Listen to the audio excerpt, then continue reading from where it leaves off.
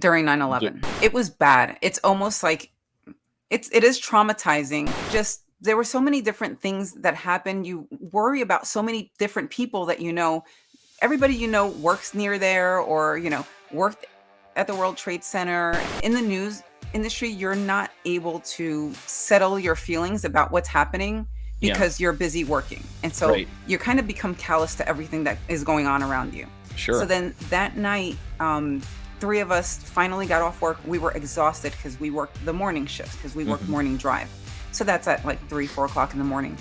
And there was no one in the city, no cabs. You could walk in the middle of the street to Times Square, Wow. nothing. Yeah. And then we went and we sat in a Sbarro, which was the only place open to eat anything. Yeah. And the crazy part is we just started laughing at how exhausted we were. Joining me on this episode of the Officer Nate podcast is Vanessa Arias. Vanessa is a fellow TikToker, author, and she's also a publisher who runs her own publishing company. She's recently published a fiction book entitled The Expiration Date, and also a self-help journaling book entitled Manifesting for Beginners. Vanessa worked as a news writer in New York City during 9/11, and she shares some of her experience during that incident with us today. I wanted to talk about your book. I saw your last couple of, both of your books. You have two, Okay. right? I have two. Okay. I have Yeah. one that's fiction. That's the first one that Mm-hmm. I published. I have a publishing company. So I published that a few years ago, and I've had the hardest time writing the second book Uh-huh. for the last 3 years. Oh, okay. Impossible. Just like because of like time and I scheduling conflicts and you start to question yourself a lot more than the first one. You kind of just, hit the ground running. uh-huh. But the second one is so much harder. Oh, And you start to just question everything. You're a little more careful about everything that you do. okay. Because you've learned so much from the first one. So the second one, it's impossible. At least for me, it's been impossible. Huh. Yeah. That's interesting because I've been considering a second book as well. Mhm. And do you know who Holly McKay is? No. She's an investigative journalist. She used to be a Fox News contributor, but I had her on my podcast yesterday. She actually she's in town for a couple of weeks, and so she came to my studio, and she's got a couple of books out, and we were talking about. She was asking me about my book, and I was telling her that I was considering doing a second one. But that's interesting that you say that because I have a rough idea Right. of what the premise will be for my second book. But is so your I guess your apprehend, or I shouldn't say apprehension, but I guess sort of your doubts about your second book, did that come from criticism of your first book or I don't think so. I welcome the criticism, and I always tell my friends and, people that I've used to work with, please let me know. I'm not sensitive at all. So yeah. just tell me exactly. And so I took all of that and, I said, great, this one's going to be even better, which I feel like it can be even better. The problem is that you start getting nitpicky about things. Okay. So you're a little And bit of a perfectionist. yes, a little bit, a lot. A lot bit. Yeah. It's really bad, but I feel like and then the whole pandemic hit, and then there's like lockdowns, and then it's almost like you're not out in the world because here we only were locked down for about 2 months. Yeah.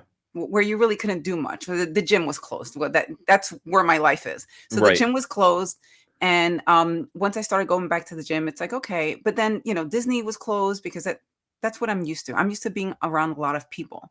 So Yeah. Disney was closed, Universal was closed, and then they just had, all these different things. And so I feel like your mind kind of just shuts down. Yeah. And it was a lot harder for me to just, I have all my ideas, I have my outline written.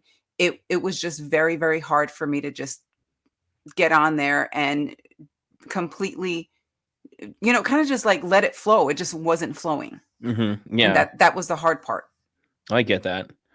And then that's where the second book came.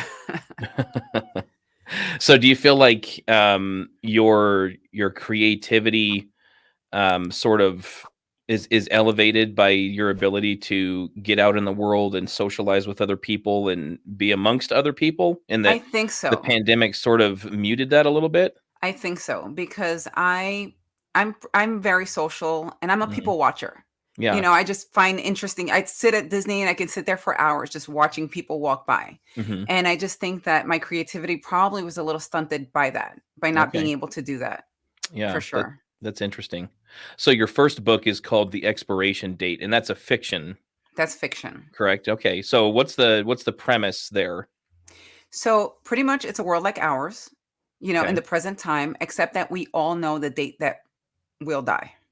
Every Oh, single person. And it's government mandated, which is funny because oh, this was I started writing this in maybe 5 years ago, 5 or 6 years ago. okay.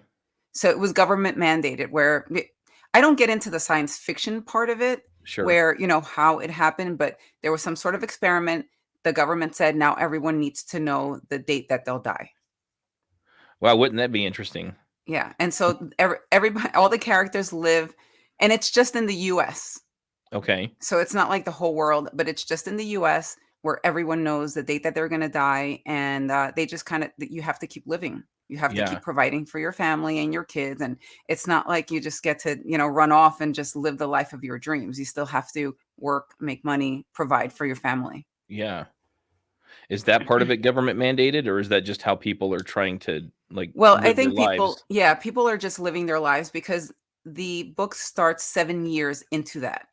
Okay. So it's people have just lived like that. You have, a husband and a wife where, one is expected to die sooner than the other. And then you have the kids living a long life, or it starts off with one of the kids dying at 7. Wow. So that's how the book starts off. Well, how much differently would we live our lives if we knew that information? Well, that's what I'm thinking. And I'll tell you why this idea was brought on to me when I was 14, when I had a cousin who was very close to me. It was back in the 80s, and he was dying of AIDS. Uh-huh. And I never, because I was young, I think it was about 12 or 13 actually. Because I was so young, nobody told me what was happening. I Yeah. only knew at one point that he had 3 months to live.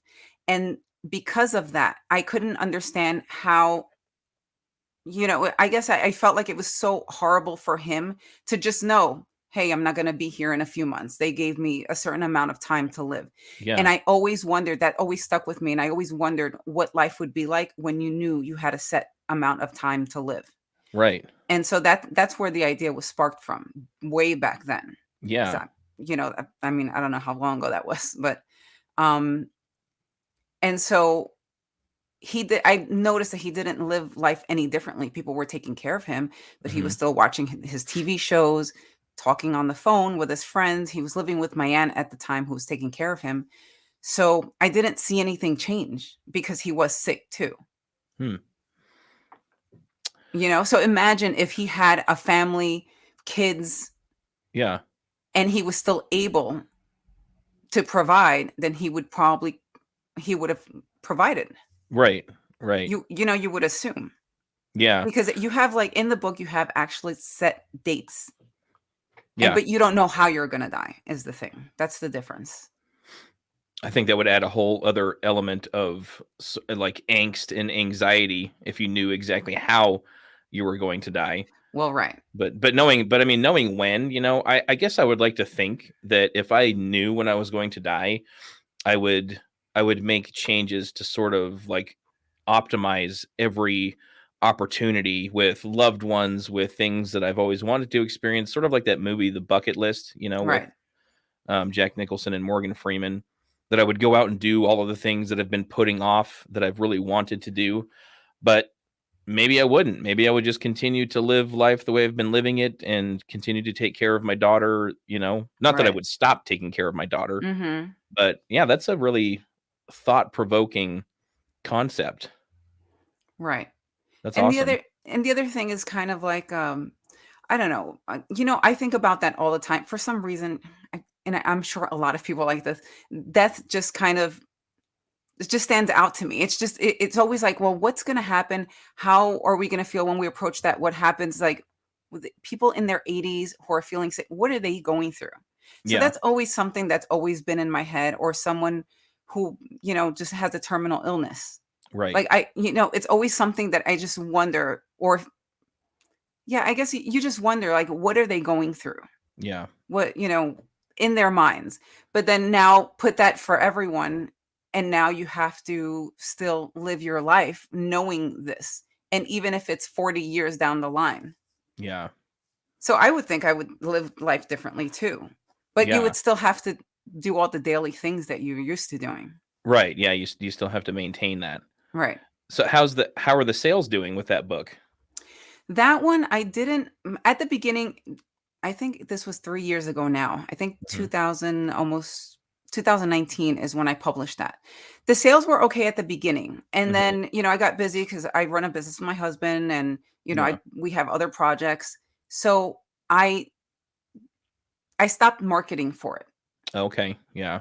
And so because I didn't know when I was gonna publish the second one, because Yeah. then I had people hounding me for the second one. Oh, okay. And so then that was the rough part. And so then I just kind of stopped marketing for it. I didn't even really market for the first one to begin with, Mhm. but it gained a little traction here and there. So I Okay. had some book bloggers back then that, were like posting about it and stuff like that. I So gotcha. then so now, yeah, I feel like once the second book comes along, then it would be easier to market for it, because then you have like something else that people look forward to. Right. Right. Okay. That makes sense. Yeah. Huh. All right. And so your second book is Manifesting for Beginners. So, Is it? yes. So Okay. that is there's a little bit of text at the beginning of it, because during the pandemic, I feel like everyone went through this, like this spirituality, and you just start reading more to elevate your thinking. Mhm. I do a lot of reading. So I started reading a lot of Eckhart Tolle, however he says his last name. Yeah. And I'm not sure if you're familiar with any of that. No, not really.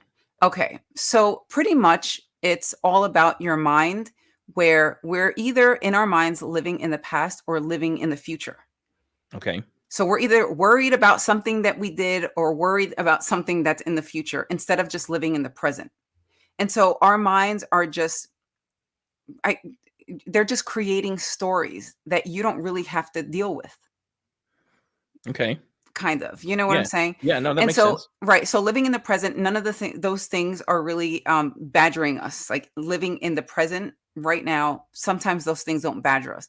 And Yeah. so, I started reading a lot of his books, Okay. and then it led me to Neville Goddard, who pretty much just said, "Your thoughts create your reality, and that's it." Okay. And so, if you really look around, your thoughts have created your entire reality. You can actually sit down and look at the different things that you've done, like this podcast or your book. At some point, you thought about it. It was a Yeah. thought in your head, and then it became your reality. Right. And of course, we have blocks, and we have negative thoughts that kind of creep in, and you kind of just become fixated on that. And then that just brings more of that stuff. Yeah. So I read basically all of his books, and I just started really thinking about it. And then I started journaling for myself. I started creating worksheets that would help me get through like the next thing. And I started creating worksheets, and then some of my friends had gotten into the whole Neville Goddard books. Mhm. They wanted my worksheets, and I said, "Hey, I can just kind of put this in a journal." Yeah. And because I read a lot, I have a lot of friends and family that don't read or don't have any interest in reading at all, Yeah. right? And so no matter how thin the book is, they won't read it. And so what I did was I kind of I kind of just summarized some of Neville Goddard's or some of this law of assumption at the beginning of the journal, and then the rest of it is a journal. Oh, And okay. it's prompts, journal prompts. And Sure. so, it's like 45 days. The first 45 days is just, writing certain affirmations, because everything that from what I read in Neville Goddard's books, Yeah. it's like, oh, I'm tired. I look horrible today. And then so you're just going to keep bringing more of that to Mhm. yourself, instead of, hey, I look great today. I'm not tired. I'm feeling energetic. Like, we're not used to doing that stuff. We're Right. used to just focusing on the bad. And so Yeah. this helps you kind of come out of that a little bit. Okay. Well, that's great. Yeah, I feel like people definitely need a lot more of that. Right. Especially since I mean, like, you brought up the pandemic and how that's, like you said, it kinda stifled your creativity a little bit, and I think for various people, it stifled a lot of things. Like, for me, it was my motivation. Mhm. for things related to fitness, relationships, Right. So yeah, I think it was a sort of a dark time for everybody where everybody just kind of got deflated, Right. because I mean, it's life is hard enough, right? It's hard enough to motivate yourself to strive towards your goals and to stay hungry and to stay ambitious. And then when you're hit with a lockdown and regulations and mandates, it's just that much more difficult, Right. to pursue your own happiness. Right. And then is that the time that you got on TikTok? So I got on TikTok in December. Well, let's see. I started doing TikToks in December of 2020 when I got hired on with the Bellevue Marshal's office. Okay. Yeah, Okay. so I mean, it was, 2020, so we were kind of on the tail end of the lockdown, so they were starting to ease up a little bit with all that Mhm. stuff, but I policed in a very blue county, right? Blaine Mhm. County in Idaho is very liberal, and their mask mandates were still being enforced. We had to wear them whenever we went on calls and whenever we made traffic stops, and, so, yeah, it was still very much a reality, the whole COVID, restrictions and mandates. So Right. yeah. Yeah. Yeah. You see, so for me, I had gotten on TikTok back when when the whole coronavirus stuff started. I got Mhm. on there and it was just there was just nothing to do at all. Right. And I can't imagine what other states have gone through because we were never completely fully shut down, Mhm. but the gym was not there. Disney was shut down. You had, little places here and there to go, but it was nothing like what you're used to. Yeah. And so, yeah, that's when I had gotten on TikTok, and so you kind of find like an outlet. But I didn't start my TikTok until like I think the January of this year. Oh, okay. Yeah. But yeah, so you had gotten on okay before 2020. Okay. Yeah. So we were about the same time as when you and I started creating content on Right. there. But my daughter, of course, she was on TikTok first Mhm. and, going just watching videos. And so in 2020, from let's see, February until December, well, until about, November, I was Mhm. working in a gym as a nutrition consultant and a Oh, personal trainer. And so right after I got hired at this particular gym in March, we shut down for 6 weeks. And so I was like, oh, great. Our sales dropped, our member retention dropped significantly because, nobody's going to pay a right. membership at a gym that they can't go to. And so me and other trainers were trying to find creative ways to keep people engaged and working out at home. And so that's when I actually created my TikTok account and started scrolling through videos to sort of get ideas of, how people are doing videos and appealing to their audience and to their followers. But yeah, it wasn't until December when I was hired on with the Bellevue Marshal's office.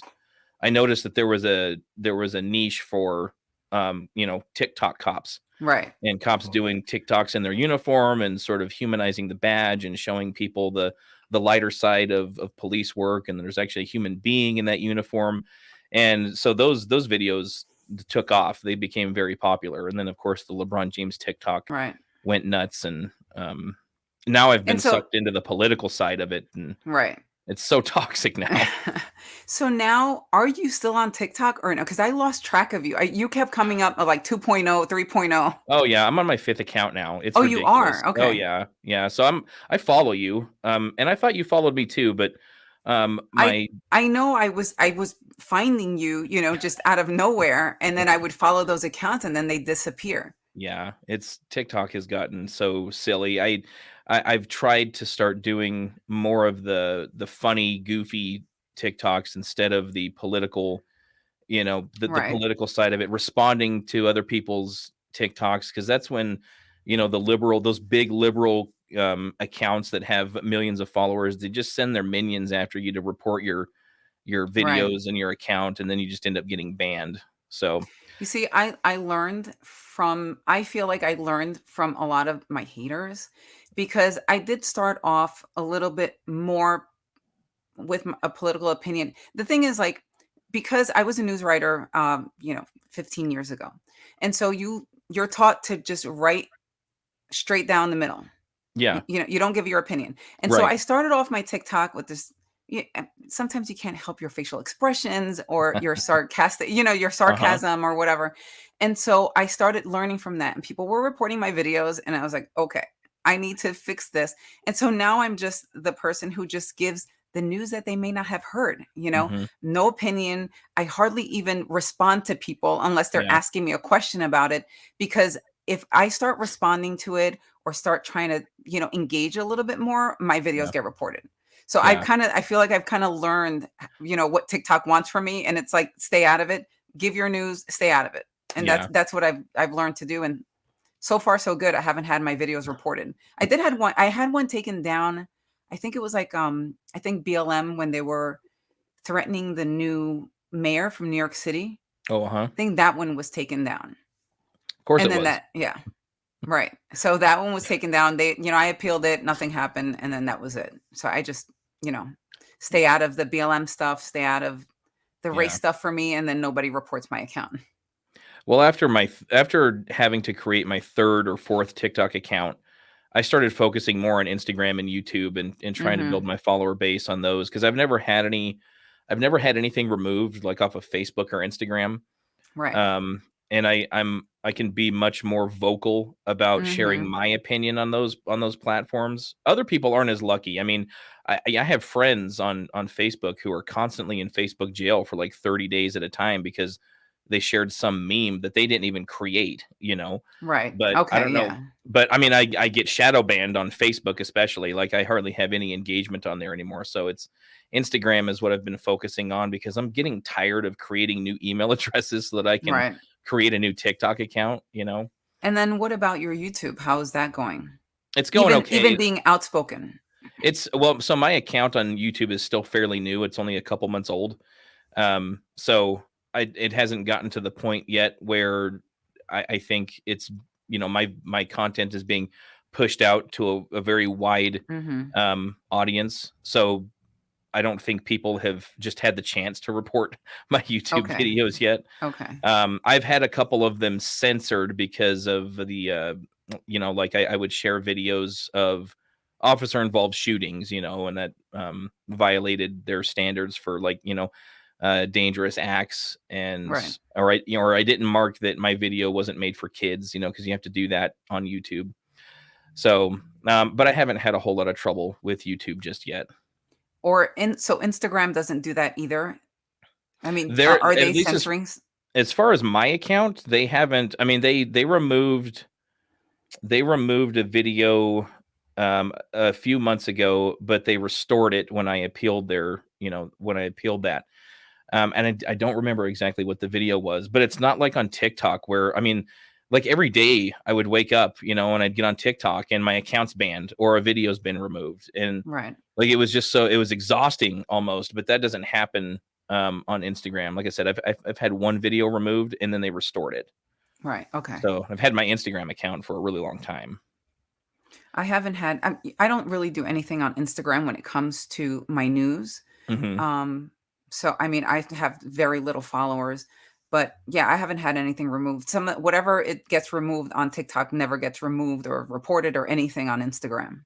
Yeah, and I've noticed that too, and that's Yeah. why I originally started cross posting was not only for to build my follower base, but also I knew that if this video gets removed on TikTok, it'll probably stay up on Instagram. Right. So yeah, And it's yeah, just because silly though. you feel like you're creating and spending all 'cause it's not easy and it No, takes some time. And then yeah, you're throwing it on TikTok and it's just like, God, gotta go. They're not gonna let you post yeah, stuff. You lose your followers, they shut your account down. It's hmm crazy. yeah. My original account was just under 600,000 followers I on TikTok, remember. and Mhm. I couldn't believe it. It was this year on the 4th of July. I woke up and looked at the notification that said my account had been permanently banned. And I mean, I sent emails, to TikTok and over, but they they didn't restore that account. So now I'm on, I think it's number 5, Have So you checked that first account? it's been a minute, but yeah, I did try logging into it probably about a month ago and it was still down. Oh, okay, okay. So Because I yeah. do hear that some people, they're permanently banned and then at some point somehow it comes back. Yeah. They teased me somehow. Like there was, I don't know if it was like a glitch or something, but I went to log into one of my backup accounts and logged in with my original account information. And for a second there, I don't know what happened, but it showed that I had all of my followers back and all my videos were restored. But then it like went back It to, disappeared. oh yeah, like this account has been banned for community guidelines violations. So So you have one account right now. right now I have two. I have Okay, yeah. the Officer Nate and then the Officer Nate 2.0. Okay. Yeah. So I've always got a backup going, but At the same time, yeah. I think yeah, that's important. I noticed that a lot of people are doing that now. yeah. Which, I don't know. It seems, I mean, TikTok is fun. Like Mhm. the reason I was originally drawn into TikTok was because there were a ton of funny videos out there and even informative ones like the do it yourself type instructional videos, with whatever you can possibly think of. And Right. so TikTok was a lot of fun, but now, with just how TikTok is so slanted for people who are woke and to the far left, and how, they seem to protect those accounts while, simultaneously just being willing to ban Right. anything that's got a conservative tone to Mhm. it. It's just, I don't know. It's kind of, I don't want to say I'm going to give up on it, but like I said, it's getting old having to create new email addresses just so that I can have a TikTok account. Right. And then So, sometimes I think that they know the phone that you're using, yeah. right? Because I've heard of that too. Yeah, my device. So on this current account, my device actually got banned. But I don't remember what exactly went down, but one of my videos, I've had multiple community guidelines violations on my current main account, and it keeps getting banned. Well, at one point it got banned and I couldn't even log into separate accounts from my phone. So Oh, yeah, okay. I think they recognize the device somehow by the IMEI number or whatever, and then they just completely ban your device. Right. So I'm definitely not going to go out and buy a new phone just so that I can get on Gonna TikTok. have a TikTok account. Yeah. Well, I'm So if sure that at ever some happens, point I feel like restrictions will get a little looser because there are less people spending more time on TikTok, yeah. from what I Well, understand. So, and I think that's what happens. I mean, if you're gonna just if like you said, it takes time and effort to make a video. I mean, even if it's mhm. just a 15-second, 30-second video, there's some, especially if you're gonna make it quality, there's some effort that goes into that and there's time that goes into that. And if TikTok is just going to remove it because a handful of people don't agree with what I say in it, then I'm not going to use your platform anymore, Right. you know? So hopefully they're waking up to that. I hope so. Yeah.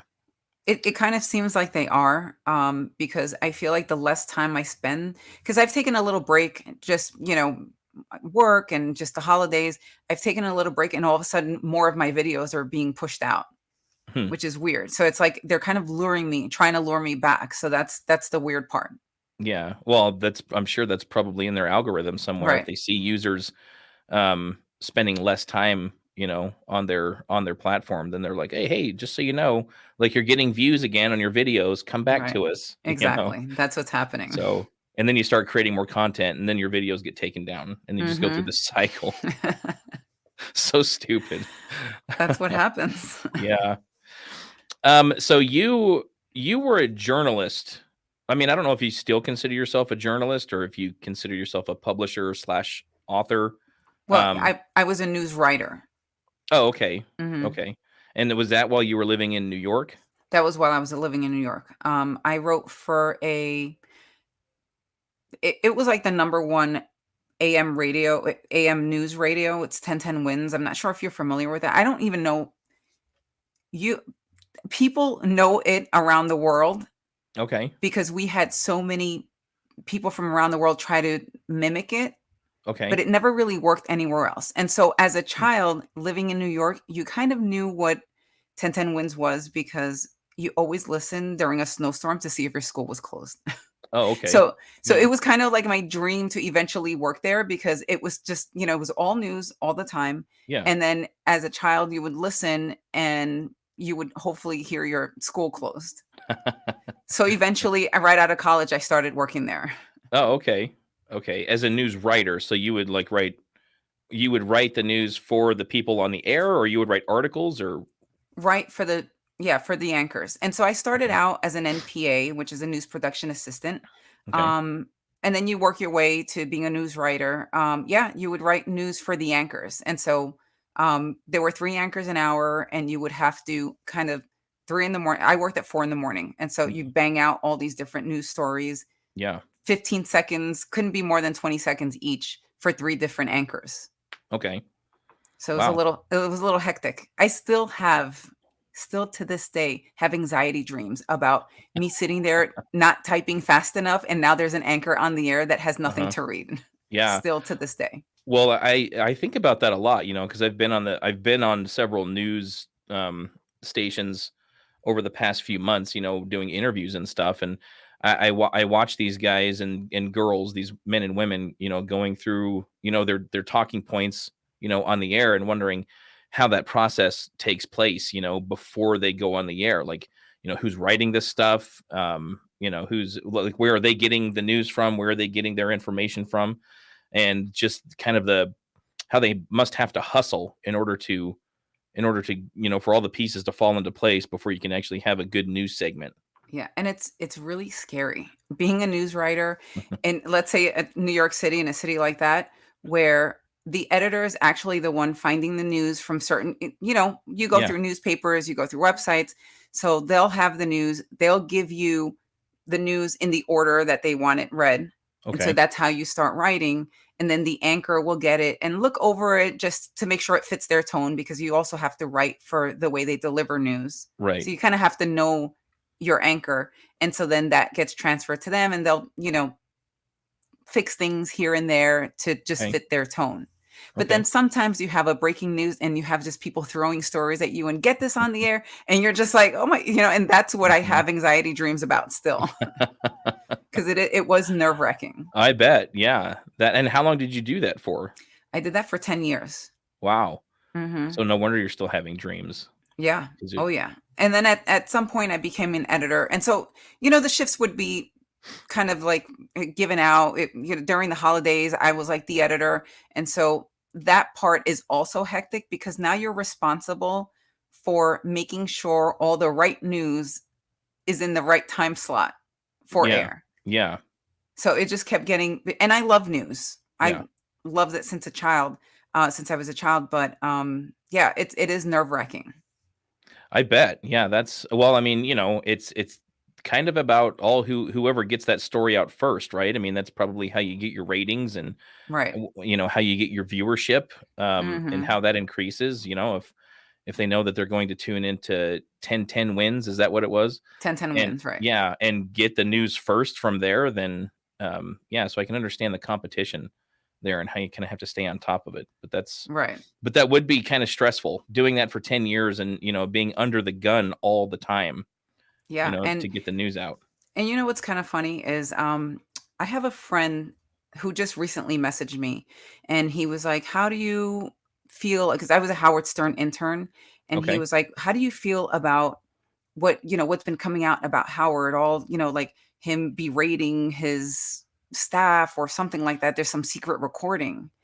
And I just thought it was weird, because he worked with me and he was a reporter. And I was Mhm. just like, how is that any different than what we experienced? I mean, it was bad. It was bad. We all loved each other, but in high stress situations, somebody's screaming their head off, someone's getting berated, Mhm. someone someone's maybe crying, in the bathroom somewhere. So it gets like that. And it's just like, I just think that's the nature of the news business. Yeah. Yeah. So you worked for Howard Stern as an intern. I was an intern, yeah, How back in was the that? 90s. What was that That was experience like? that was actually a lot of fun, and not as crazy as people think it might be, Uh-huh. because it's always like, "Oh, that must have been crazy, a circus or whatever," but it wasn't. The only time it gets crazy is on the air Yeah. for the show. But behind the scenes, it's pretty much, people running around. At least back when I was there, it was just people running around. Um, we're listening to what's going on the air, but nobody can see it because it was radio. Right. And I know that they had the E channel, Yeah. the E show. Right. Um, and so I never got to see any of it live because we were back working. Yeah. But it was a nice educational experience. I really enjoyed that a lot because it kind of just threw me in the mix of how quickly you have to work. Yeah. Yeah. Yeah, you definitely have to think on your feet and be on your Right. toes all the time. Mhm. Were you writing news for him too, or were you doing other things? No, sometimes every once in a while because Robin does the news, and so Mhm. every once in a while, I would be given hardly ever given a newspaper and say, "Hey, if there's something crazy, pick it out." And so I did that once, I think once or twice the whole time that I was there. But Okay. beyond that, it was pretty much making sure I was picking up the phones because the phones would ring off the hook, Yeah. the whole morning. Um, and pretty much if somebody wanted to be on the air for something in particular and it sounded good enough to you, then you would bring that to Gary and be like, "Hey, there's this guy on the phone that said he saw Howard doing something or whatever at the supermarket," something like that. Yeah. But beyond that, it was really a lot of audio stuff where we would have to just make sure that we're, kind of like filing certain things away, certain audio away, Yeah. just for archives. Okay. But it Okay. was a nice experience. I had there was so much stuff that I did there. Mhm. Um, there was also a time where he had his birthday episode. I'm not sure if you're familiar with those birthday episodes. There's always like No, I mean, no, I bands playing or something. okay. Okay. And so Yeah. it was a nice experience having to cater to a band, but still, Yeah. at Right. 19, that's a lot of fun. I bet. Yeah. Yeah. I never watched or listened to Howard Stern a ton. I mean, I caught a few of those episodes on E that you were talking about, Right. but then mostly what I know of Howard Stern was like his yeah, his role in America. Is it America's Got Talent that he's doing now, or one of those Right. one of I those don't think he talent does it shows? anymore. Right. Okay. Yeah, but he was on there for a minute, I think. Mhm. But yeah, so that, I mean, obviously he's very well known, but that's really cool.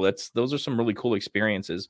I've got a buddy in Boise who he's an anchor on one of our AM stations up there. It's KBOI 1310, and he reached out to me after the whole LeBron thing, and he's interviewed me a couple of times on his show, but now he wants me to come and do like a couple of shows as a guest host for when he takes Oh, time nice. off.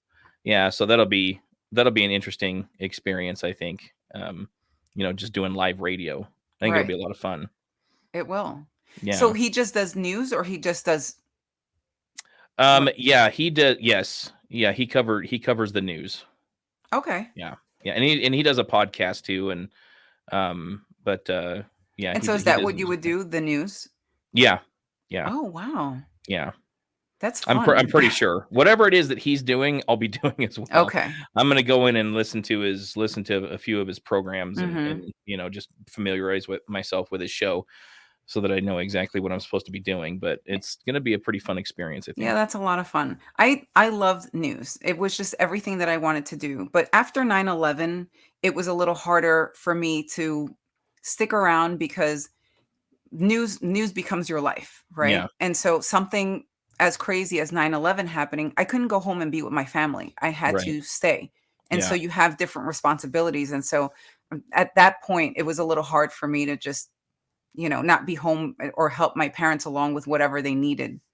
Because Yeah. I was in the city for, 4 days or something During 9/11, during ju 9/11. Yeah. just reporting on that whole situation. Right, because everyone had to be available to work because it was Yeah. just, like, round the clock, and so, um, when it happened, I was actually supposed to go on vacation the next day, and so, the planes were grounded and everything Mhm. stopped, the city was mobilized, and so, you know, the radio station whenever anything happened like that or there were, like, snowstorms, they would put us up at hotels that were right across the street, Oh, and okay. so that's where we stayed, and, I didn't come home until Friday. Wow. Yeah, and it happened on a Tuesday, I didn't come home till Friday, and so there were some people that were actually my neighbors were o offering my parents condolences because they thought I just never came back. Oh, So okay. that was a little weird for me. Yeah, I bet. Yeah, to find out that my neighbors just thought I didn't make it or they didn't know they didn't know where I worked or anything, they just knew I worked in the city. Okay. So that was a little weird. Man, that must have been just an absolutely chaotic, hectic, and surreal experience. It was definitely it was bad. It's almost like it is traumatizing, and just there were so many different things that happen. You worry about so many different people that everybody works near there, or worked at the World Trade Center, and so Yeah. you're going through like this inventory of people that are near there. Like my sister, I had my friend that lived. She worked right across the street. Uh-huh. I was on the phone with her when one of the towers collapsed because she didn't know what to do. Okay. And so you have all those different things, and then once you're ready to actually, this is what happened when in the news industry, you're not able to settle your feelings about what's happening Yeah. because you're busy working. And so Right. you kind of become callous to everything that is going on around you. So Sure. then that night, three of us finally got off work. We were exhausted because we worked the morning shifts, because we worked Hmm. morning drive. So that's at like 3, 4 o'clock in the morning. And there was no one in the city, no cabs. You could walk in the middle of the street to town, to Times Square, Wow. nothing. Yeah. And then we went and we sat in a Sbarro, which was the only place open to eat anything. Yeah. And the crazy part is we just started laughing at how exhausted we were. Yeah. And we were getting the craziest looks because that's just the only way we knew how to deal with it, Hmm. was just have each other and just laugh at the exhaustion. Yeah. And so it was just hard, and it was a little difficult because people around us were looking at us and they're like, these people are so callous. What are they doing? Why are they laughing? They're Yeah. acting like maniacs. But we're going through a different feelings at that time, where Yeah. people had time to kind of register what was going on. We didn't have time to register until 6 o'clock at night. Yeah. So that was a little crazy. Well, that's similar to what police officers do. Like you said, you sort of have to compartmentalize all of your feelings until there's an appropriate time to process them and, mourn or grieve or whatever whatever the case is. But yeah, when you're in the middle of doing your job, doing your work is not the time to have an emotional breakdown, Right. um, and purge yourself of all of those emotions. You kind of have to suppress it just a little bit, until there's a better time to do that. So, often what police officers do, and just like you described, you just kind of have to laugh through it for a little while until you're able to cry through it, or, Right. however it is you usually deal with emotions like that. So I can relate to that very well, Hmm. because that's something that I write about in my book too. Sort of that gallows humor that you have to have, that's sort of, um, that's how you survive those traumatic events until there's a time and a place to sit down and process your feelings, and have that sort of that catharsis of all of those emotions and the trauma that you've sort of been that have been building up in you while you're doing your job, and running around and sort of ignoring those feelings while you're in the thick of it. Right, because it just builds up, and then somehow it comes out, and you don't know how it's gonna come out, but it comes Right. out, like, Yeah. all at once, and it's either laughter or, crying or something. Yeah. So, yeah, that's crazy. So, do you miss being a police officer? I do. I miss the work at times, but I miss the people that I used to work with.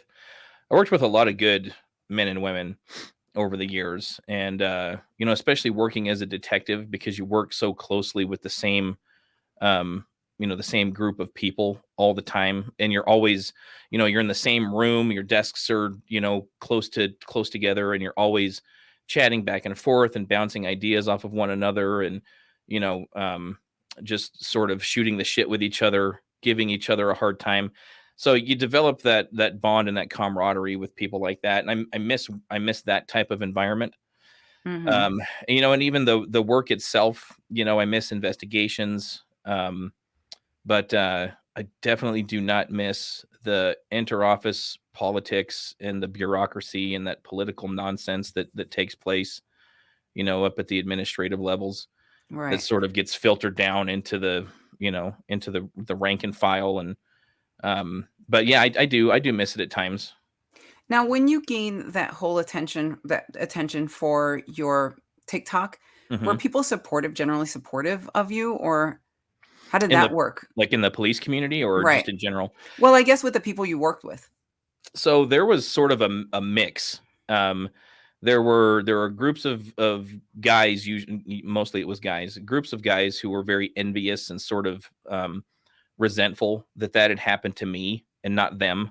You know what I mean? Like, here's this one cop from Bellevue, Idaho, who's getting all of this attention, and what about me? Was kind of their mentality. Oh, okay. But then there was another group of people, another group of cops who were very supportive. And the funny and the sad thing is when I came back off of my week suspension, because I was suspended first for a week, I did my time and then I came back to work. A few of them reached out and said, "Hey, is there someplace I can meet you real quick? I just want to chat with you." So we'd have to meet in like a private location.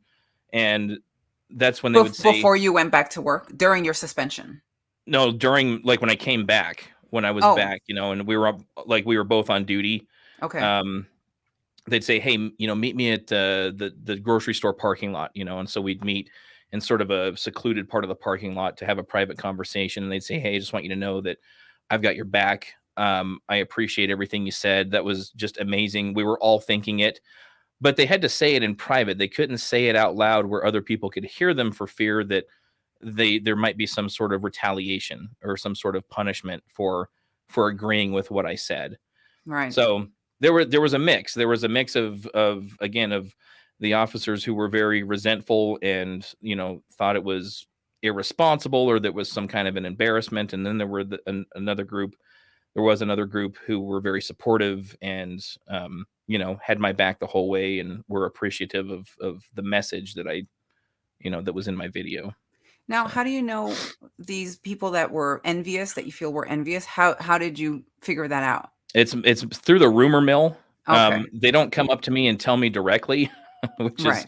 again, kind of sad. But so I went to Florida. Like I said, I went to Tampa, and the funniest coincidence, on my flight from Boise to San Francisco, I was sitting in first class. It's the only time I've ever flown first class, but it was a cheap upgrade. So I'm like, why not? I'm sitting in the very front row. And so all the people that are getting on, the first thing they see is me, right? Well, in walks one of my old sergeants and his wife from the Twin Falls Police Department. And he's long since retired. Like, he retired, oh God, probably, I don't know, 6, 7, 8 years ago. And I hadn't seen him in forever. And he looks down and they were just elated to see me sitting there, and because they were the ones that were very supportive. So when we got off the plane in San Francisco, I met up with him in the airport and we chatted for a minute. And he told me that a former captain of mine at the Twin Falls Police Department, when the whole LeBron TikTok came out and, all of that stuff was just being hyped up in the news, that he thought that I was an embarrassment to the Twin Falls Police Department. So it's things like that, just kind of sort of through word of mouth, where I hear that there are some officers who just thought it was a foolish thing to do, I guess. Mm-hmm. Or, like I said, that they're envious or jealous, or, that something like that would happen to me, which it's not like I planned it that way. Right, I was just right. trying to do a funny TikTok, but also make a point. And a lot of people just happen to agree with it. So it was hilarious. Thank you. Hilarious. Yeah. And then you made your point perfectly clear. Yeah. And so, yeah, that would gain a lot of attention. So, it's not as though I wrote to Sean Hannity and all of these other, mainstream media news sources and said, "Hey, I want to be on your program. Look at my TikTok." They reached out to me. So it wasn't as though I was out seeking attention or seeking virality. It just happened. So right. to be, I don't know, to be bitter and resentful towards somebody for something that's happening to them, I think it's silly. Right, because it was organic, definitely. Right. Yeah. So, but thank you for that. I tried my best to make it funny and to prove a point at the same time, and I guess it worked. Right. Yeah. No, it definitely did. And then you were fired. Yeah. So How far into you were suspended for a week? Mm-hmm. By the way, I'm asking all the questions now, obviously. No, that's great. Yeah. So you were suspended for a week, you came back, mm-hmm. And how long after that? 3 weeks. Oh, you worked 3 weeks. Okay. Yeah, I worked 3 more weeks and then they fired me. So what initially happened is, so the TikTok, I post the TikTok Saturday morning after I had got done with my shift. And it starts going. Well, the funny thing is I didn't even realize it was going viral because I posted it. I initially saw that it was getting a lot of views, but I left for Utah right after I had gotten off work. And so I was driving for like 3 hours, and I went to see the girl that I was dating at the time. And we hung out with a couple of friends Saturday night. And then Sunday morning, we were spending time with another friend of mine. And suddenly I started getting all these phone calls and text messages from friends and acquaintances that I hadn't talked to in forever. And they're sending me links to articles like Newsweek articles and Gateway Pundit articles that, have my picture right there, on their front page. And I'm like, what the hell is happening? And like, Fox News and CNN are sending me emails wanting to book an interview time. And I'm like, this is so wild, and it was kind of surreal that all of that. And so we started, flipping through social media and turning on the news, and there I was, they were showing my TikTok, and I was like, this is insane. And so I look at my phone and, look at my, log into TikTok, and, suddenly my videos got millions of views and just, hundreds and hundreds of comments, and my phone is just blowing up. So it resonated. Yeah, it did. Mhm. And so, for a while there, for a couple of months, it was just like things were crazy chaotic. But so when I got back to work, let's see. So the way we did our shifts in Bellevue was we worked 48 hours and then we'd have 5 days off. So I had to go back that following Monday to do firearms training.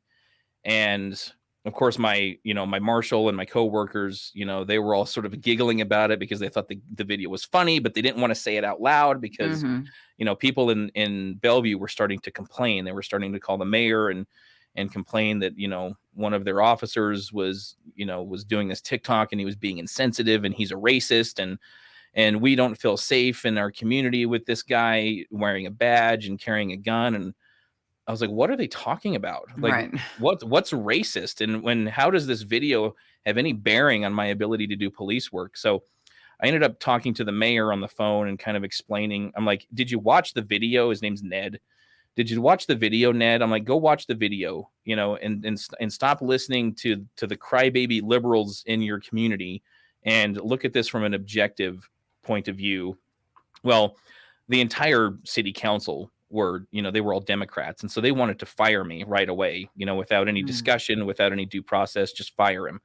Well, my marshal at the time, she went to bat for me, and she's like, that's just ridiculous. Like, he did a TikTok video, and just because it happens to fall into the political realm, we're not going to fire him because, half the people in the country agree with it and the other half disagree with it. Like, that's just stupid. So they suspended me for a week.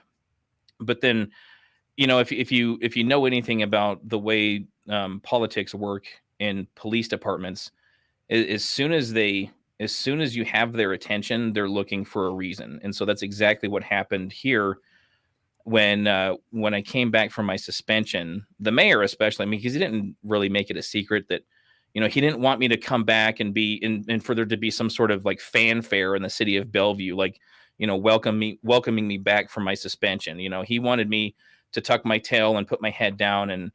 And I told him, well, I'm not going to do that. Like, I don't expect there to be a parade for me, but I'm not going to pretend that I did anything wrong either, because I Right. didn't. Just Mhm. because you don't like it doesn't mean I made a mistake. So they were looking for a reason after that. And so, like I said, I'd been doing TikTok videos. Probably by that point, I'd had probably 50 or 60 videos on my account, all in my uniform, most of them in my uniform. And they never had a problem with that? Nope, never Okay. said a word. And my marshal she was one of my followers on TikTok, and she Okay. thought that they were all funny. And she's like, wow, this is great. Like, people are really responding to your videos. It's very positive. Like, you're shining a positive light on law enforcement. She's like, yeah, keep it up. I love them. So I'm like, okay, this is great. So nobody ever said, hey, this probably isn't a good idea. We'd appreciate it if you didn't do these in your uniform. Nothing like that. So like I said, 3 weeks after I got back from my suspension, I go into work, and one of my supervisors is waiting there with a notice of termination.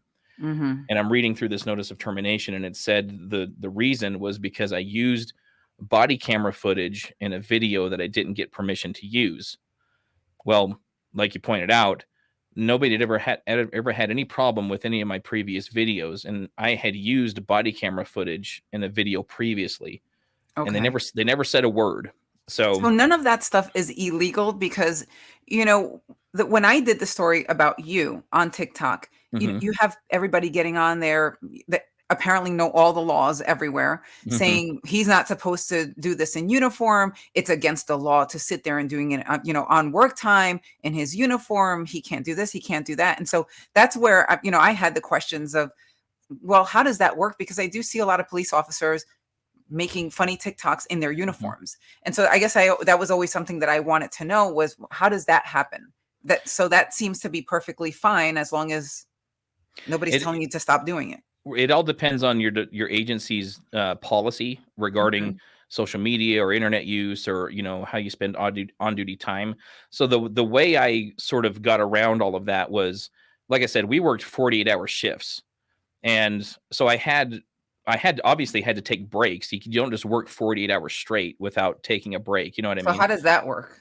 Well, um, so Bellevue is about an hour from where I actually live, and so I would commute an hour to Bellevue on a Thursday morning. My shift started at 8 on a Thursday morning.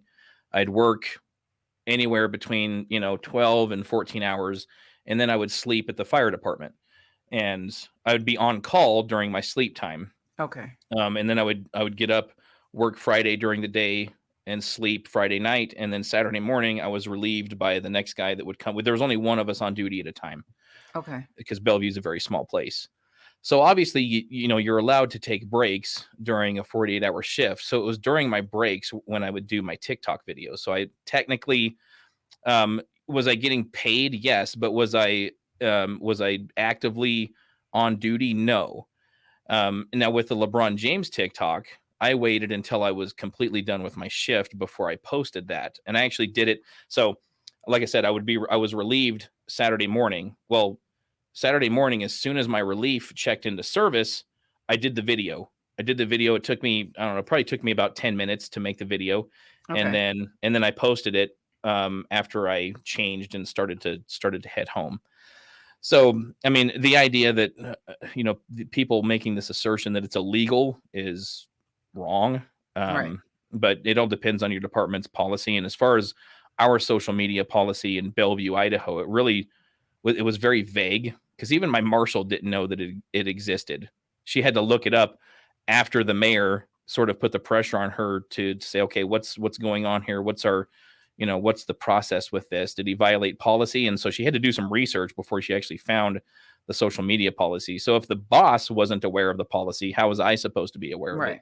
Right. So, but yeah, I got all kinds of messages and comments about, how I was wasting taxpayer dollars, and, that I should have been fined for it or jailed for it or prosecuted for it. And Right.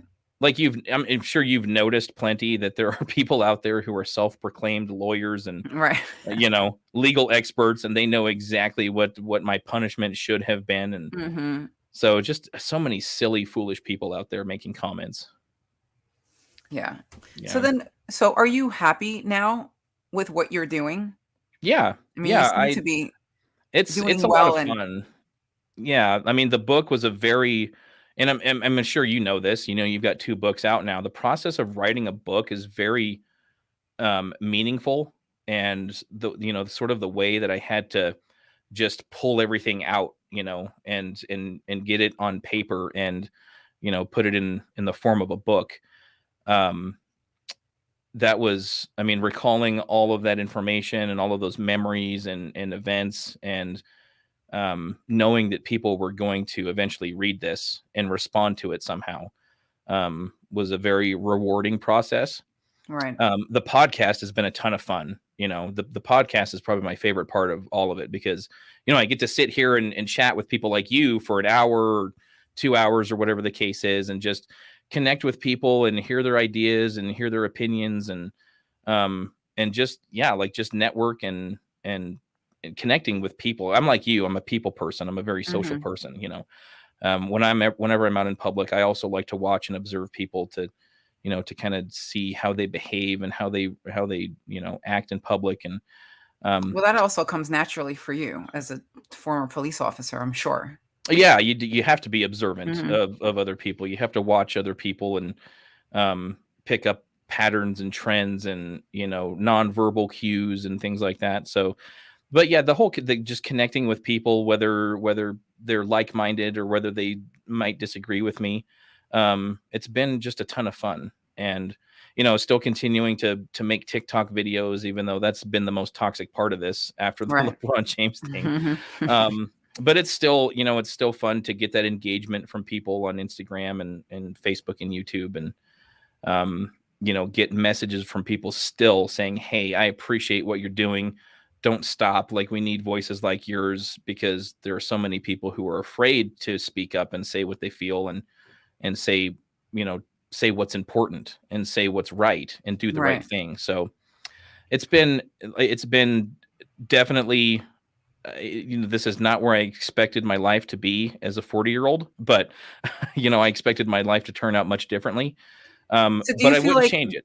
this is where you were supposed to end up? I think You so. think? Yeah. Yeah.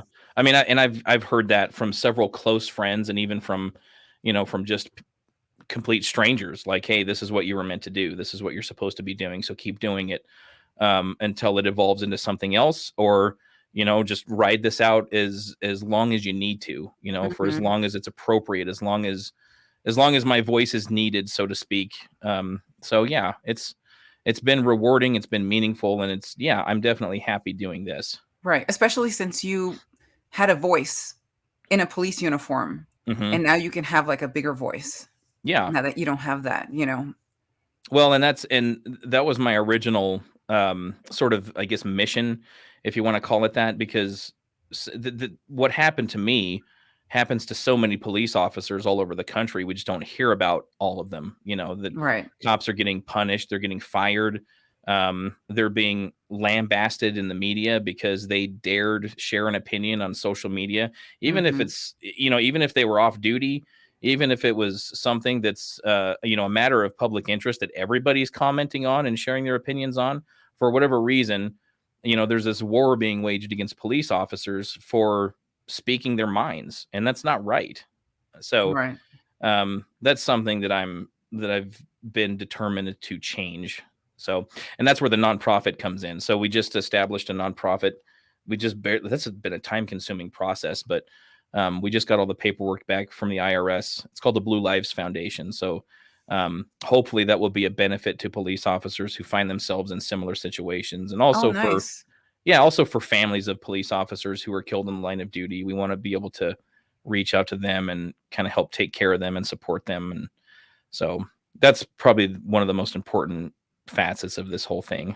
Right, and do you collaborate with Officer, what's his name? Officer Tatum? Is that his Yeah. name? Yeah, I've been on his show a couple times, and I had him on mine. Oh God, it's been like 3 or 4 months now. But yeah, and he's reached out to me for his Tatum report. He's got the Tatum report, and he Right. interviewed me for that. And so yeah, we've collaborated a few times, and we agree on pretty much everything. So Mhm. yeah, and he's got a huge following, a huge platform, and if you can get in with Officer Tatum, he can help you go places. So Right, yeah.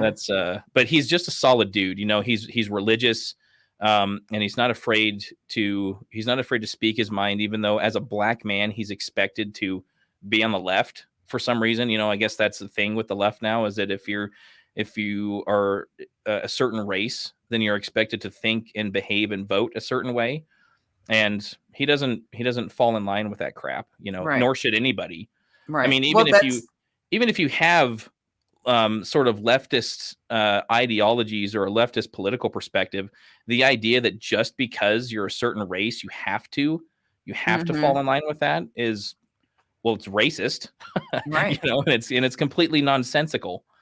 And that's what people were doing to me until I just started just going straight news and without, my little facial expressions or whatever. People were just telling me that I was a traitor, I was this, I was that because my family's Hispanic, we're Hispanic. And Yeah, so I'm not supposed to believe anything different than what I'm expected to believe. yeah, yeah. I don't fall in line with that. So that was something that people were coming after me for.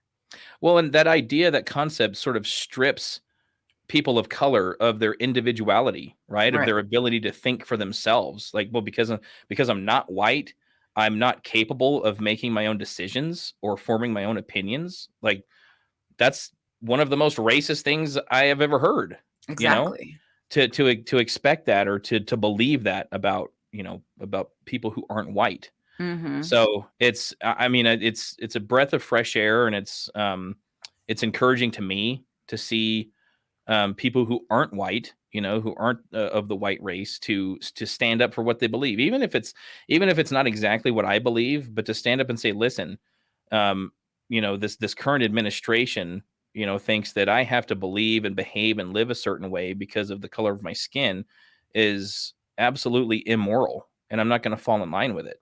Right. So it's encouraging to me to see that. Mhm. Yeah. So you're in Florida now, and Right. well, you've been there for a long time.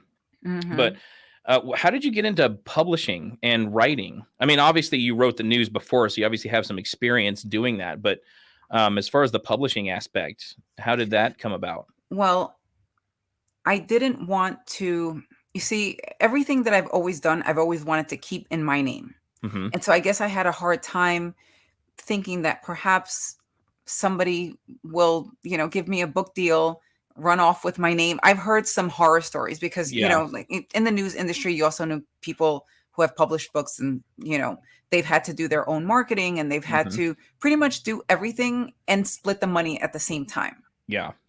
And I'm not into splitting money. Yeah. You're right. you know. Right. So, once I left news, my husband and I started a promotional products business because I wanted to work at home. Okay.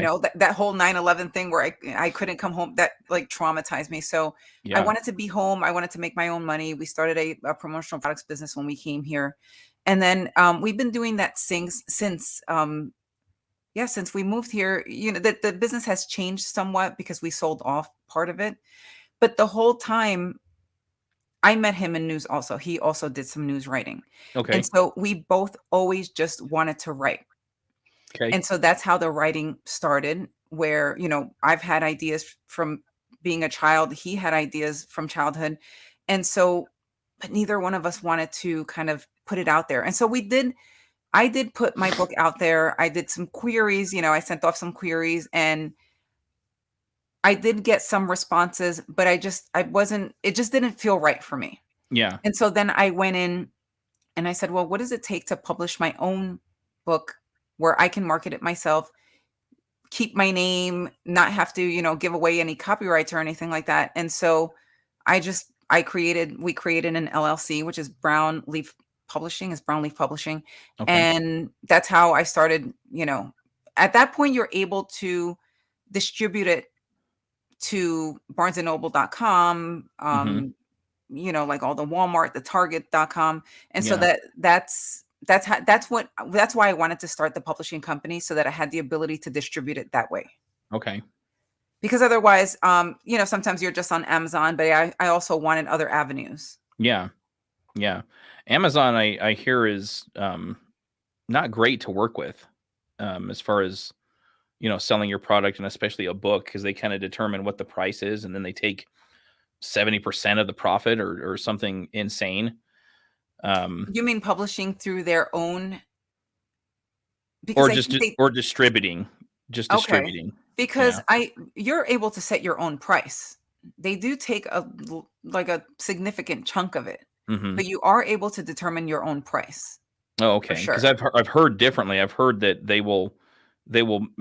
maybe that's the Audible version. I could be confused, but I've heard some horror stories about Amazon, that they're not great to You know work with. what? It could be if they assign an ISBN number to you, one of their numbers, then maybe Hmm. that's the difference because since I do have a publishing, company, Hmm. I come in with my own ISBN number. And so I'm Okay. able to determine my pricing, the pricing for, other countries, and then, decide how that's going to happen.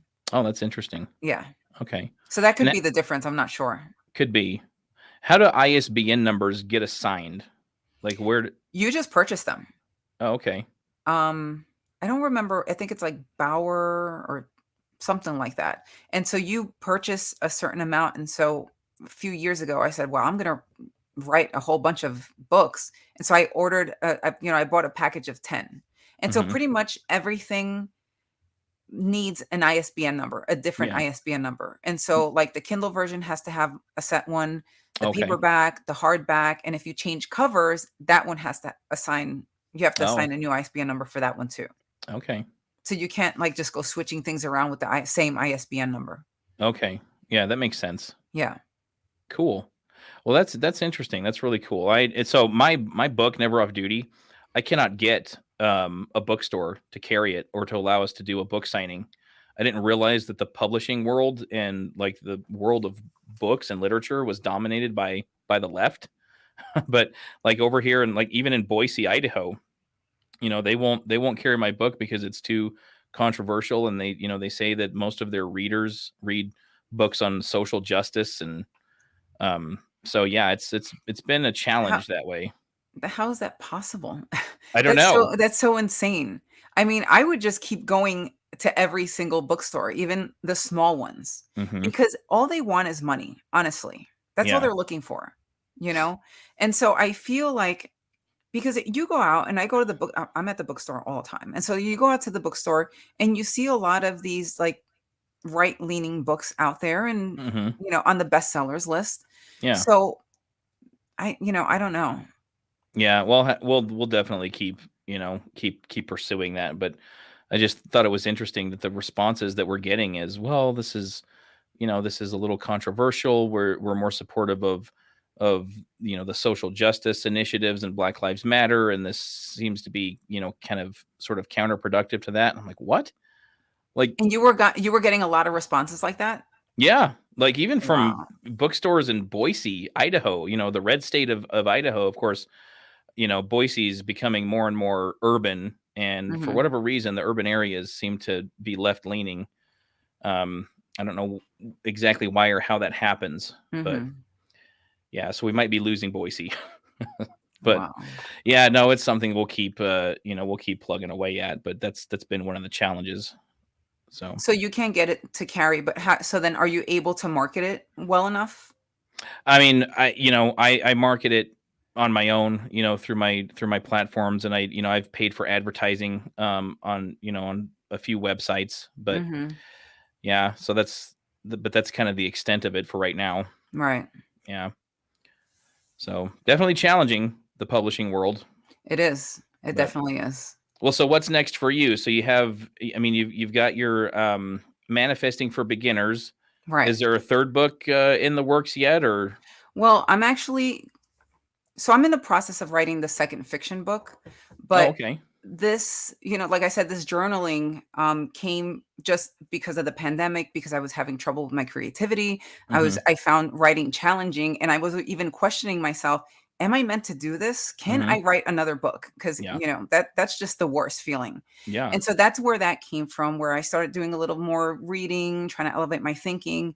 And so I am working on a third book, but it is a follow-up to the journaling, because as you start journaling and trying to find more out about yourself and Mm-hmm. your own challenges, because you don't even really realize that you have so many different self-concept issues.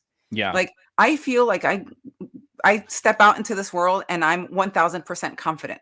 Yeah. That's how I feel. But actually, subconsciously, sometimes there are things that you're not that confident about. Sure. And so those are the things that are kind of coming out when it comes to this journaling. Okay. And so the second thing is trying to figure out more of that, trying to figure out where my the lack of confidence lies so that I can continue that second fiction book. So I am working on another book that has to do with journaling and kind of just manifesting your life the way you want it to be. Well, that's cool. Yeah. That's cool. Yeah.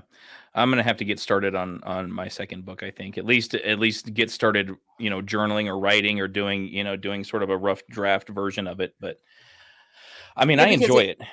yeah, and you Yeah. you are gonna find little blocks because everything that you feel like you could have done better with the first one, you're gonna become extra, extra, sensitive about when it comes to the second one. Yeah. Well, Or and you I've may already be noticed that.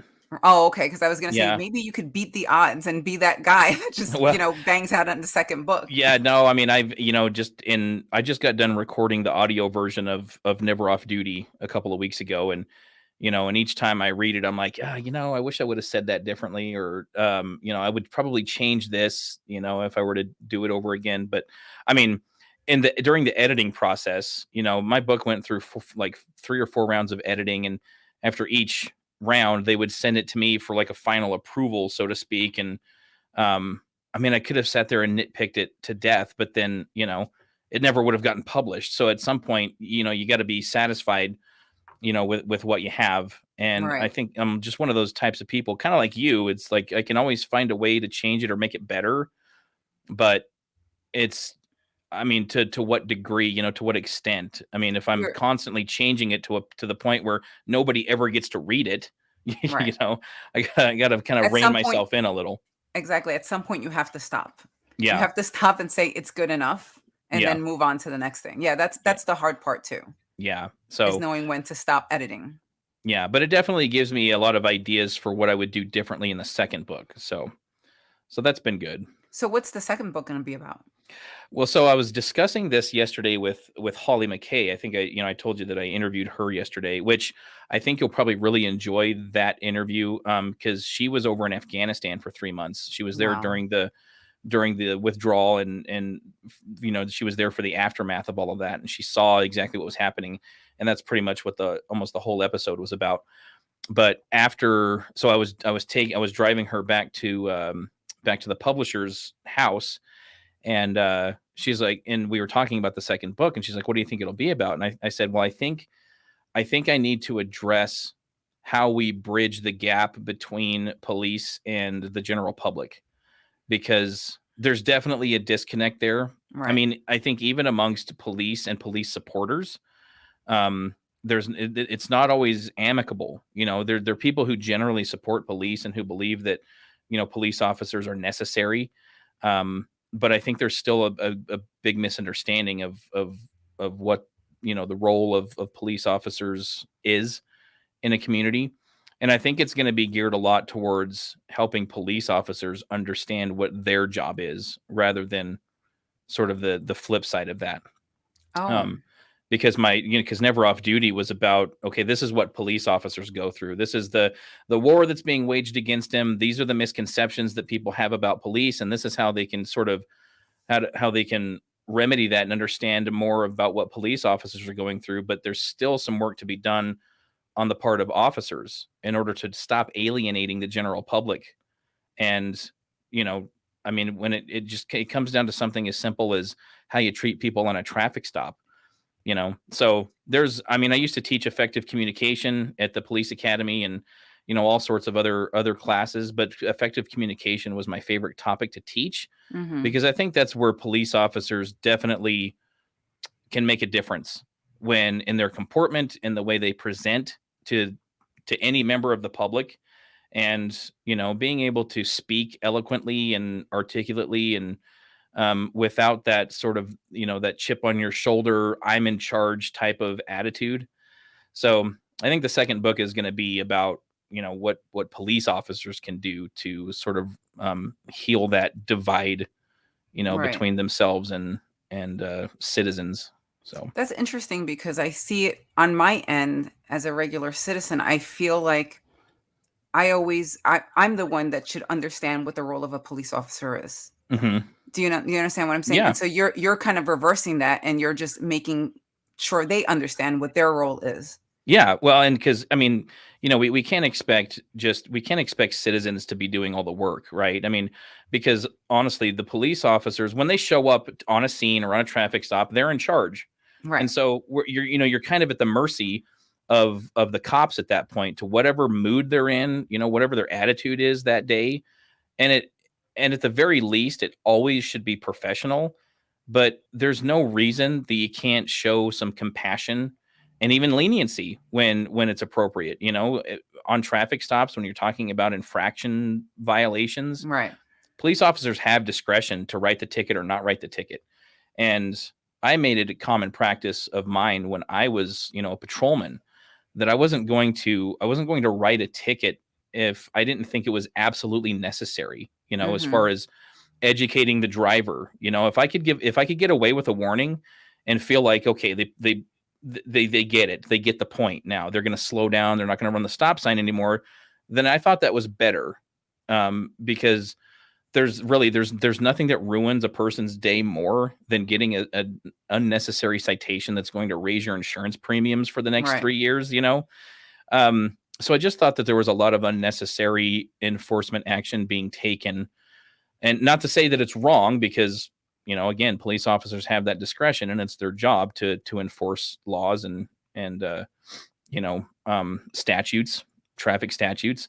But at the same time, if, we've got this issue of, the general public not understanding, because I don't think they want to understand a lot of times, because if you're the police officer who's very robotic and, you there's no humanity to you, there's no personality to you, and you're Right. approaching people with, with the purpose of, I'm going to write you a citation no matter what, then yeah, of course there's going to be a disconnect between the public and the police.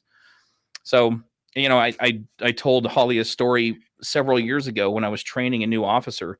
It was Easter Sunday and we were working day shift, and it was quiet, as Easter Sundays usually are in Twin Falls, Idaho. But there's this one officer who was on the radio and he was making traffic stops, and he was ending every traffic stop with a citation. I'm like, what the hell is this guy doing? And he was in an area of town that was close to a church. And let's be honest, the only people that are really out on Easter Sunday are people who are going to church. And so I'm like, let's go find out what he's up to. And so I took my trainee and we went up and met up with this officer. I'm like, what are you doing? And he's like, I'm writing tickets. I'm like, are you out of your fucking mind?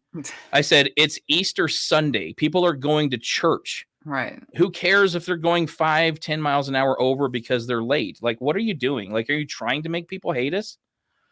It's, and obviously, yes, if they're they're speeding, technically they are breaking the law. But really, like, let's look at the bigger picture here. Let's have some perspective. I mean, they're going to church, for God's sakes. Right. Like, Right. do they really deserve a citation? I mean, sure, stop them and say, hey, slow down. I understand you're late for church, whatever, but let's not have any car crashes on Easter Sunday, and then let them go. So it's that type of mentality that I would like to see in police officers all over the country, showing a little bit of compassion, enforcing the law when they need to, when it's appropriate, but at the same time, understanding that there is a time and a place to give a warning and to be lenient. So now, when it comes to that, isn't a misconception that you have to write a certain amount of tickets? I don't know anything about, police officer work when it comes to that stuff. And everybody always says, oh, he just needs to fill his quota. So that's funny because chapter 7, I think, in my book is called Cop Myths. And it goes through a lot of the common myths and misconceptions about police work. And that's one of them is quotas. But no, that quotas don't exist, because I think it would foster an environment where it would encourage corruption. You know what I mean? Like if there was some sort of incentive to write tickets, then I think you would find a lot of officers sort of pushing the envelope as far as establishing probable cause. Because I mean, yeah, that's typically what happens when you have some sort of, it's like being a salesman, and you're getting commission. Right. If you have a quota and there's some sort of incentive or reward attached to that quota, then you're going to find a lot of a corruption, on the tail end of that. So that's why they don't have quotas. Yeah. All right. So that's a myth. Okay. Yeah. Yeah. I mean, I don't know, maybe in other agencies, like, over on the East Coast or whatever, but any agency, any police officer that I've ever talked to and that I know of, they don't have quotas. So, yeah. Yeah. So, well, let's see. So you've got maybe a third fictional book in the works. I'm going to leave a link. Second fictional book. Or sorry, third book total, Third but book a second overall, fictional book. Yeah.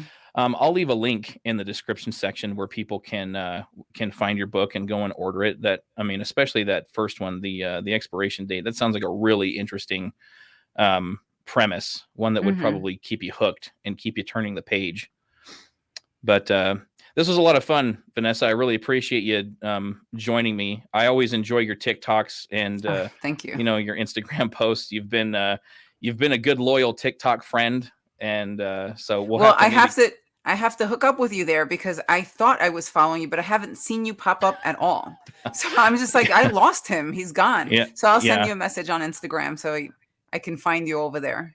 Yeah, absolutely. And I actually just went to your TikTok page earlier today, so I'll jump on there and comment or like one of your videos so that you know Okay. where I am. So are you Officer Nate? Is that what it is? The Officer Nate? Oh, the Officer Nate. Okay. Yeah, All right. I'll yeah. check it out. So Definitely.